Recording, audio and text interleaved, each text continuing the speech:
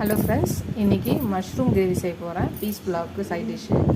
Gravy வந்து இது சப்பாத்திக்கு தொட்டுக்கலாம், இல்லை ரைஸ்க்கு இந்த மாதிரி புலாவ் இது மாதிரிக்கும் தொட்டுக்கலாம். இதுக்கு என்னென்னா வெங்காயம், தக்காளி, இஞ்சி, பூண்டு இதுவரையும் அரைச்சி வச்சுருக்கேன். இந்த விழுது இப்போ கடாயில் எண்ணெய் ஊற்றிருக்கேன். பட்டை, லவங்கம் 1, சோம்பு, பிரிஞ்சி இலை, சீரகம் 1 ஸ்பூனு, சோம்பு 1/2 ஸ்பூன் இதுவரையும் போட்டுக்கலாம்.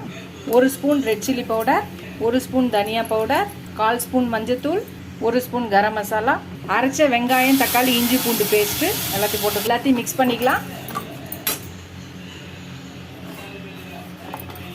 எல்லாம் இதோட பச்சை வாசனை போய் கொஞ்சம் எண்ணெய் பிரிட்டோம். அது வரையும் மூடி வைக்கலாம். மூடி வைக்கிறதுக்குள்ள சப்போஸ் நீங்கள் மஷ்ரூமை அறியாது இருந்தீங்கன்னா அந்த நேரத்தில் அரிஞ்சு வச்சுக்கலாம். தேவையான உப்பு போட்டுக்கலாம். எண்ணெய் பிரிஞ்சு வந்துருச்சு. மஷ்ரூமை போட்டுக்கலாம், வேகட்டும். எல்லாத்தையும் போட்டு மூடி வச்சிடலாம். மஷ்ரூம் வெந்து நல்லா திக்காகட்டும். கொஞ்சம் கஸ்தூரி மெத்தி போட்டுக்கலாம், மூடி வச்சுக்கலாம். ஹலோ ஃப்ரெண்ட்ஸ், மஷ்ரூம் கிரேவியும் ரெடி ஆகிடுச்சு. நீங்களும் ட்ரை பண்ணி பாருங்கள். நான் செய்கிற மெத்தடில் உங்களுக்கு பிடிச்சிருந்தா ட்ரை பண்ணி பார்த்துட்டு எப்படி இருக்குன்னு சொல்லுங்கள். இதோட இந்த வீடியோ முடிச்சுக்கிறேன். அடுத்த வீடியோவில் பார்க்கலாம்.